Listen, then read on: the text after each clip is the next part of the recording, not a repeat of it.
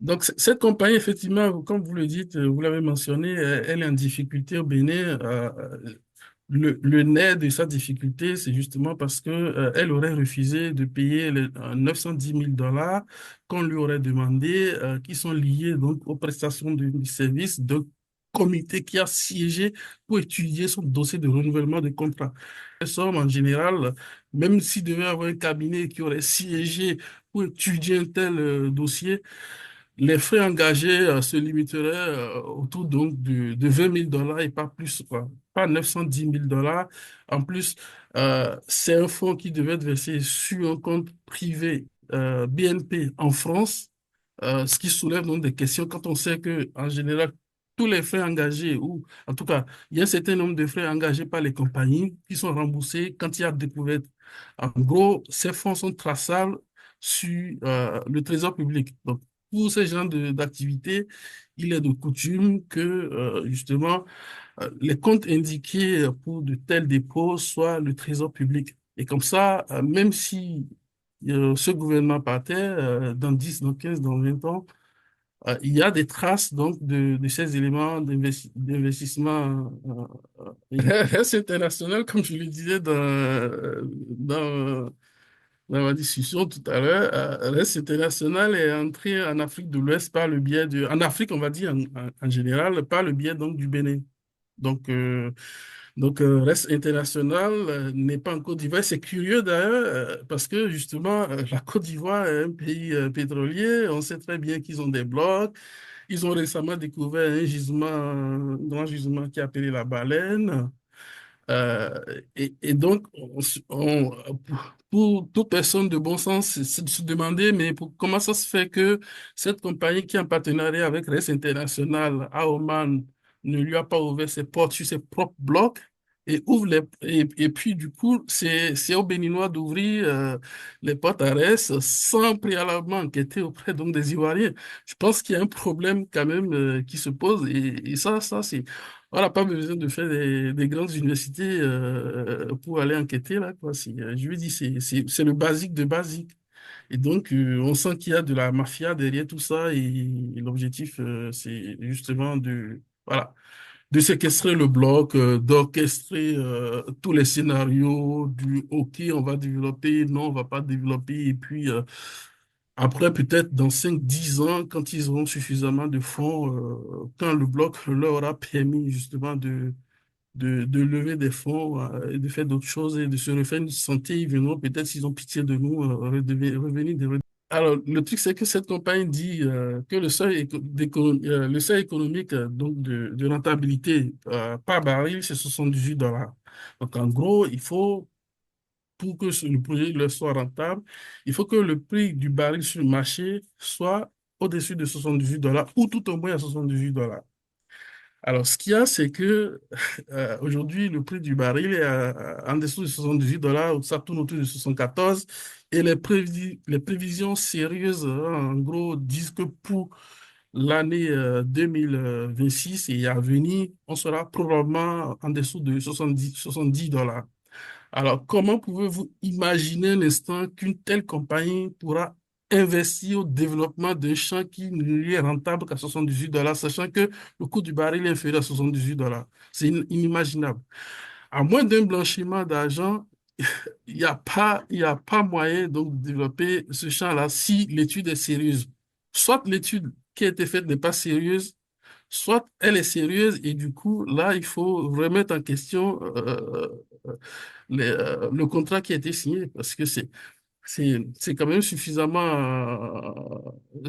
clair pour tout le monde que il faut pouvoir justifier aux investisseurs, hein, cette compagnie doit pouvoir justifier aux investisseurs qu'elle a investi à développer ce champ, sachant que c'est à 78 dollars, mais que sur le marché, c'est en dessous de 78 dollars.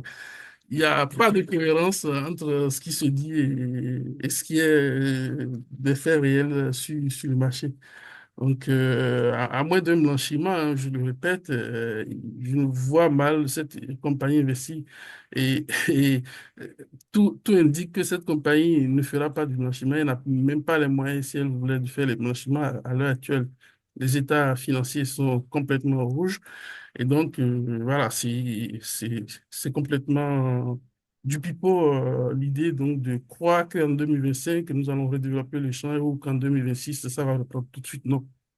Alors, peut-être il peut y avoir un miracle, un miracle. Élément important. Ouais. Par exemple, on a dit que la société a gagné le marché, une première chose hors délai, c'est-à-dire cette société Zénith International Mhm. est venue dans le processus d'attribution de ce marché-là hors délai. Oui, Deuxième chose, la société avait proposé dans ses documents de soumission qu'elle était en mesure de produire 25 000 barils jour. oui. Mais quelques temps après, elle revient pour dire, après réévaluation, euh, qu'elle ne peut produire que 800 barils jour. On voit quand même un Par puits, écart qui 800 est barils joue par puits. pas Donc, on plus, oui. s'imagine que s'il développe ce champ avec 5 puits, il sera à moins de 5000 barils jour. Il n'aura Donc, pas 5000 barils jour, en gros, voilà. et donc, ce qui est loin quand même De de ce 25 000 que barils jour. de Ouais. 25 000 barils jour. Mhm. Bienvenue à cette émission spéciale consacrée à la probable exploitation du pétrole au Bénin. Il est de coutume depuis quelques décennies qu'à la veille de la fin des mandats présidentiels, les gouvernements successifs se lancent dans les effets d'annonce de la découverte ou de l'exploitation imminente du pétrole. Qu'en est-il vraiment sous Patrice Talon? Sur la base des documents confidentiels que nous avons reçus, nous allons plonger dans la nappe phréatique de cet univers qui risque de créer une marée noire politique et économique au Bénin. Pour mieux vous présenter la complexité de ces documents, nous avons le plaisir d'accueillir sur ce plateau Monsieur Florent Essou, ingénieur géologue de réservoir géothermique. Il s'agit d'un expert pétrolier panafricain. Bonjour, Monsieur Essou, et merci d'avoir accepté notre invitation. Bonjour, Monsieur Jules. L'honneur est vraiment partagé et merci de m'avoir invité sur votre chaîne.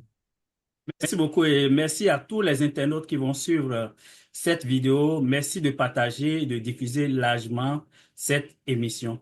Donc, pour mieux comprendre tous les éléments que nous allons aborder lors de cette émission, Monsieur Essou, pouvez nous parler un peu, lorsqu'on parle des blocs de pétrole au Bénin, de quoi s'agit-il exactement? Merci beaucoup, Monsieur Jules. Quand on parle de blocs pétroliers, en fait, c'est des domaines géographiques délimités par des coordonnées qu'on peut positionner sur une carte. Et au Bénin, nous avons en fait deux types de catégorisation des blocs. Nous avons des blocs type offshore et des blocs type onshore. Alors, quand on parle de blocs onshore, ce sont les blocs qui sont situés sur les terres. Et quand on parle de blocs offshore, ce sont les blocs qui sont situés dans le domaine marin. Ok. Pour le cas du Bénin, on a combien de blocs actuellement? Alors, pour le bloc du Bénin, l'actualisation donc du découpage géographique donc, des blocs donne au total trois blocs onshore, donc c'est-à-dire trois blocs situés sur nos terres, et au total 15 blocs situés offshore. Donc, en gros, nous avons 18 blocs au Bénin. Est-ce que c'est des blocs que le Bénin a commencé à exploiter ou bien ce sont des blocs qui sont toujours vierges? Alors, sur l'ensemble des 18 blocs dont je vous ai parlé, il y a au total, pas au total, il n'y a qu'un seul bloc qui a fait l'objet donc d'exploitation, en l'occurrence le bloc 1, qui a un champ qu'on appelle le champ de Sémin, qui est connu de tous, je pense qui est souvent enseigné à l'école. Donc, par le passé, comment on a appris que des films de renommée internationale comme Petrobras, je pense que c'est des Brésiliens, ou Oui. peut-être Shell aussi, avaient essayé d'exploiter ces blocs-là. À quel niveau d'exploitation on est actuellement en ce qui concerne peut-être le bloc 1? Alors, en ce qui concerne le bloc 1, il faut savoir que Petrobras et Shell dont vous parlez, ce sont des compagnies qui se sont intéressées sur un autre bloc qui s'appelle le bloc 4, un bloc offshore très profond. Ces acteurs ne sont plus n'exercent plus sur le territoire, mais si vous voulez, nous pouvons en parler plus tard au cours donc de l'émission. Et en fait, pour recentrer le débat sur le bloc 1, puisque votre question retourne sur le bloc 1 justement, il faut dire en gros à cette heure-ci que nous sommes à l'étape donc de, on va dire en gros, d'évaluation du bloc. avec la nouvelle compagnie a craqué, en ce qui est un consortium de compagnies constitué donc de RES International, une compagnie euh, singapourienne, euh, Octogone de M. Razak Saka, hein, donc un homme d'affaires béninois, qui dispose donc de 9% de la part donc, du consortium. Je rappelle que Rest Oil, c'est bien sûr 76%. Et la compagnie nationale, qui est la SNHB, donc la Société nationale des hydrocarbures du Bénin, qui, elle, détient en fait 15% des parts d'action. Et donc ça, on parle là de bloc un. Nous parlons très bien du bloc 1, oui. Du bloc un. Est-ce que l'annonce récente du gouvernement d'une imminente exploitation du pétrole au Bénin, ça concerne le bloc un? Oui, bien sûr, l'annonce d'exploitation concerne le bloc 1. Comme je le disais en entame, le bloc 1 avait fait l'objet donc d'une exploitation dans les années 80 jusqu'en 98. Et après cette période d'exploitation, justement, euh, compte tenu donc de la chute du coût de pétrole, de la chute du coût du baril de pétrole sur le marché international et donc du coût opératoire qui est élevé comparé au coût donc, du baril sur le marché, l'État béninois avait décidé en 98 de suspendre les activités d'exploitation de ces champs, en l'occurrence de champs de cément sur ce bloc. Et donc, plusieurs compagnies se sont intéressées à ce bloc. En 2004, par exemple, il y a Sapetro qui a signé un accord donc, de partage de production avec l'État béninois sur ce bloc. En 2014, compte tenu donc de la chute également du coût du baril, Sapetro a finalement renoncé à exploiter ce bloc parce que ce n'était plus économiquement rentable pour cette société, compte tenu donc des frais déjà engagés pour le redéveloppement de ce champ et les résultats qu'elle avait plutôt engrangés au cours donc des essais de redéveloppement, en l'occurrence des incompétences sur le repositionnement donc des puits qui devaient servir à l'exploitation, qui à un moment donné étaient secs. Et donc, le PDG de cette compagnie, M. Tia Donjuma, a dû arrêter les frais et a cédé le bloc complètement au Bénin. Et donc, ce bloc, par la suite, a fait l'objet donc de tractations. Il y a eu un appel d'offres, une vente aux enchères, bon, en gros on appelle ça des enchères, qui a été lancée en 2022. Et à la suite donc de ces enchères, en fait, il y a une compagnie qui s'appelle Zenith International qui a pu gagner l'enchère. Et si vous voulez, on pourra parler donc des conditions dans lesquelles cette compagnie est arrivée sur le marché et a pu gagner le bloc. Effectivement, on va rester au niveau de cette compagnie parce qu'on a eu beaucoup d'éléments par rapport à ça. Pour comprendre un peu, d'abord, la procédure d'attribution des marchés publics en ce qui concerne le cas particulier du pétrole. Est-ce que c'est ce qu'on voit habituellement dans les autres secteurs ou bien la procédure, elle est singulière au domaine pétrolier? En règle générale, la procédure a des spécificités. En l'occurrence, quand on lance des enchères, elle suit une procédure spécifique liée au type donc de l'activité qui est l'industrie pétrolière au Bénin, tel que défini dans le code pétrolier. Et en fait, ce qui s'est passé, justement, si vous voulez qu'on parle donc de cette compagnie sulfureuse Zenith International, cette compagnie est venue est venue un peu trop tard, hein, au moment où les enchères étaient déjà fermées, quand le gouvernement béninois, à travers donc le ministère du Pétrole, a lancé sur ce bloc. Et cette compagnie est venue contre toute attente, hein, en dehors donc des délais requis pour déposer les enchères. Cette compagnie a déposé ses enchères et avait promis donc de développer ce champ en produisant en gros 25 000 barils jour, ce qui est quand même étonnant compte tenu donc des capacités donc de production de ce champ qui sont connues.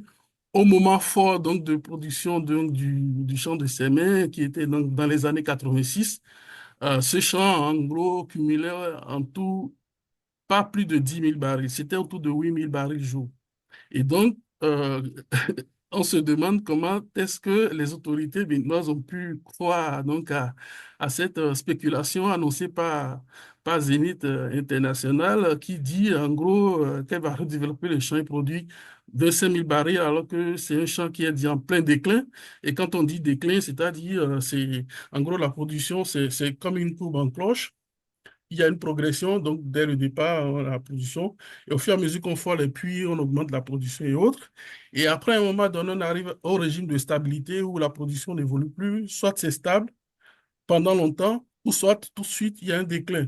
Et quand on amorce le déclin, quels que soient les moyens qu'on emploie, il est impossible donc de revenir donc à des taux donc, de production journalière assez élevés comme si le gisement était à son pic maximal. Et donc, c'était complètement délirant donc, de croire que Zénith International pouvait produire 25 000 barils jour. Et donc, puisque pour les enchères, c'est le plus offrant, donc qui a plus de chances donc, de gagner l'offre, du coup, justement, c'est ce qui s'est passé. Zénith International, en dépit donc des procédures frauduleuses, on pourra qualifier de frauduleuse parce qu'elle est arrivée, cette compagnie, hors délai et a déposé des offres fantaisistes et a pu gagner ce bloc. Cette C'était en compagnie, 2023. en 2023, ok. Cette compagnie, 2022-2023, oui. 2022-2023, ok. Cette compagnie Zénith International, est-ce que elle a par exemple des antécédents qui peut-être ont permis aux autorités béninoises d'attribuer le marché à cette compagnie? Alors, les antécédents de cette compagnie se résument un peu à de la déception sur son passé en RDC, en Tunisie et dans certains pays donc, de l'Afrique. Il faut savoir aussi il y a des investigations qui ont été menées par rapport donc, à la famille donc, du baron, de celui qui possède cette compagnie. Et il est clair, en gros, comme vous l'avez pu constater, nous, on l'a également entendu dénoncer dans une des chroniques du frère Ouvi. Cette compagnie, le PDG est allié à est le baron donc d'une mafia azerbaïdjanaise. Et donc ça, c'est connu, et en dépit de cela, les, euh, les pratiques en RDC sont également connues, c'est sur Internet, tout le monde pouvait vérifier cela et vérifier les antécédents facilement de cette compagnie. Donc c'est quand même étonnant que le bureau d'investigation des investissements n'ait pas pu repérer une telle compagnie et la laisser filer dans les mailles. Il faut dire qu'il y a quand même des alertes qui ont été lancées à l'endroit donc des autorités béninoises, mais apparemment, il y avait une main derrière qui ne voulait pas du tout entendre donc des alertes qui étaient lancées. On sait que les documents que nous-mêmes on a eus, évidemment, que les patrons de cette compagnie-là sont impliqués dans les affaires qui sont des affaires douteuses, si on peut s'exprimer comme ça.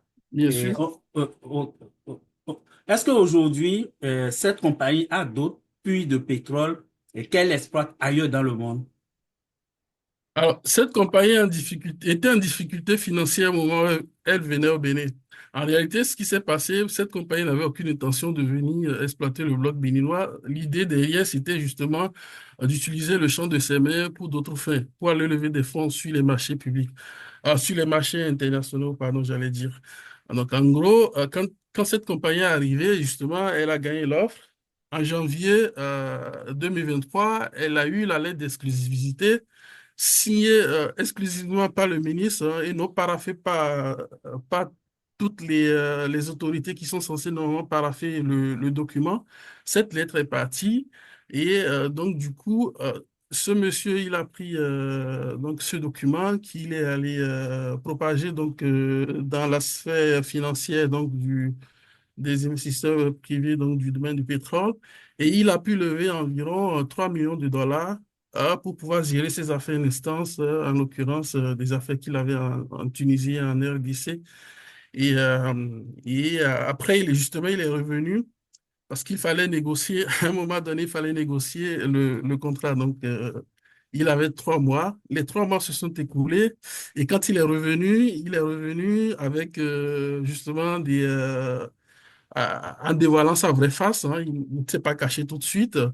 Il a fait comprendre, il a fait savoir justement à la table de négociation au ministre de l'économie que lui, il pourra pas développer le champ à 25 000 barils jour et que d'après ces projections et après évaluation des données consolidées qui lui ont permis donc d'avoir une vue globale donc du profil du champ de Sémé, il pense qu'il pourra produire en grand masse 800 barils jour par puits.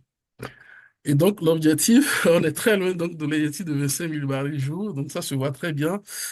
Les autorités étant fâchées, ils l'ont envoyé du Bénin. Et quand il est ressorti du Bénin, justement, il va falloir à un moment donné qu'il justifie du fait qu'il n'a pas utilisé ses fonds pour signer le contrat, donc et payer le bonus de signature du contrat et autres. Il est allé raconter tout simplement, en gros, que au final, le champ de semaine n'était plus rentable et que lui, il prendra en fait ses fonds pour d'autres champs qui sont économiquement viables pour lui ailleurs en Afrique. Et justement, deuxième argument, c'est que, en gros, le climat des affaires, donc dans la sous-région, ne permet pas le développement du business. En gros, ce monsieur, il vient, comme toute attente, il marche sur toutes les autorités au sommet de l'État. Il bénéficie donc de cette lettre signée par l'exclusivité par le ministre donc de l'énergie, monsieur Sam Adambi. Il va lever des fonds et quand il finit de lever les fonds, il vient se la jouer devant tout le monde et au final, il vient cracher sur nos institutions, en gros. Parce que quand il dit, en gros, que le climat des affaires n'est pas stable et ne permet pas un développement du business au Bénin, c'est cracher sur le Bénin. Et donc, quand les investisseurs étrangers ils voient ça, ils voient ces gens de commentaires, ils s'abstiennent de venir au Bénin. Et donc, voilà ce à quoi on assiste dans le domaine pétrolier. Voilà ce qui se passe en fait dans le domaine pétrolier à ce jour. Mais est-ce qu'on peut comprendre pourquoi c'est le ministre des Mines seulement à Dambi qui il a été seul à signer ce document qui est quand même un document très important dans l'attribution de ce marché et que ce document n'a pas été paraphé par les autres acteurs, en tout cas les autres responsables qui devaient donner un crédit à ce document. À ce jour, je ne saurais vous en dire plus. Je suis pas j'ai pas une boule de cristal pour avoir cette information. Mais ce que je sais, ce sont des pratiques qui sont régulières, hein, qui sont de coutume dans l'industrie pétrolière béninoise, où en gros personne ne respecte rien. Tout se fait donc dans la mafiosité et c'est comme ça que ça se passe en gros. Voilà. Euh, Donc, euh, euh, euh, on peut s'imaginer peut-être qu'il a peut-être des intérêts inavoués, qu'il a pu discuter avec. Si vous voulez, c'était bien à la veille donc, des élections législatives. On s'imagine que des choses auraient pu circuler pour faciliter certaines choses. Voilà. Je n'en dis pas plus. Vous-même, vous savez de quoi on, je parle. Et on va essayer voilà. de résumer un peu quelques éléments importants. Ouais. Par exemple, on a dit que la société a gagné le marché, une première chose, hors délai. C'est-à-dire, cette société Zénith International Mhm. est venue le processus d'attribution de ce marché-là hors délai. Oui. Deuxième chose, la société avait proposé dans ses documents de soumission qu'elle Oui. était en mesure de produire 25 000 barils jour. Oui. Mais quelques temps après, elle revient pour dire, après réévaluation, euh, qu'elle ne peut produire que 800 barils jour. On voit quand même un Par puits, écart qui 800 est barils jour par puits. pas Donc, on plus, oui. s'imagine que s'il développe ce champ avec 5 puits, il sera à moins de 5 000 barils jour. Il n'aura Donc, pas 5 000 barils jour, en gros, voilà. et donc, ce qui est loin quand même De de ce 25 000 que, barils jour. de Ouais. 25 000 barils jour. Mhm. Et maintenant, quelle a été la réaction des autorités? Est-ce que les gens ont retiré ce marché-là ou bien cette société est toujours propriétaire, en tout cas, responsable de l'exploitation de ce puits-là jusqu'à date? Non, justement, ça n'a pas tardé. La réaction donc, du ministre de l'économie n'a pas tardé. Cet imposteur a pu être rapidement renvoyé du territoire béninois et justement c'est après cette mésaventure que le PDG allait déclarer sur les zones internationales que le Bénin et donc la sous-région n'offre pas un environnement stable pour mener des affaires et que de toute façon, lui, il avait donc des investissements rentables ailleurs et qui prendrait en fait ces fonds parce qu'il fallait quand même qu'il justifie aux investisseurs pourquoi il va plus utiliser, pourquoi est-ce qu'il a plus signé le bloc et autres. Donc, voilà, il a trouvé l'argument. Il a jeté de la discrédit et de l'opprobre sur toute une nation et le chef de l'État, j'imagine. Et c'est frustrant pour nous, Béninois, quoi. Donc, en gros, cette société est venue prendre un document officiel au Bénin pour aller lever des fonds sur le marché international, Voilà. mais en fin de compte, l'argent n'est pas utilisé pour Non. pouvoir revenir encore à C'est l'objet initial, oui. c'est du pur démarchage, donc c'est des démarcheurs, ils viennent comme ça et puis bon, voilà. Ils séquestrent le bloc pour leurs propres intérêts et après ils y vont. Et d'ailleurs, je pense que c'est ce qui risque de se passer pour le consortium qui a actuellement qui a repris le bloc. Dans des conditions aussi sulfureuses, dont on peut en parler si vous voulez. Oui, évidemment. Donc, on arrive à ce niveau. D'ailleurs, c'était ma question, c'est de savoir, vu que l'autre acteur est sorti du jeu, qui est sur le marché actuellement aussi? Et qui est responsable de ces puits actuellement, oui. Alors, donc, il y a Zénith qui est sorti du jeu, le bloc était devenu libre à tous les acteurs. Il y a eu des acteurs qui se sont prononcés, notamment certains acteurs dont je ne vais pas citer les noms, qui se sont prononcés, ils se sont intéressés au bloc. Contre toute attente, ces acteurs étaient en fait mis de côté, hein. Donc, c'est des profils, il faut dire, assez complets, fiables pour vraiment redévelopper le champ de ses mains. Mais contre toute attente, en fait, il s'est créé un consortium autour donc de RES International qui a 76%, Octogone de Monsieur Razak Saka 9% et la compagnie nationale qui a d'entrée de jeu, hein, dans le PCS, dans le PCS, hein, quand je dis PCS, je parle donc de contrat de partage de production, Production Sharing Contract, donc c'est en général en anglais, donc dans le PSC, pardon, dans le PSC, j'allais plutôt dire, dans le PSC, il est prévu donc une part systématique donc de ce qui est appelé la compagnie nationale SNHB. Et donc cette compagnie a 15% et les autres se sont partagés les parts.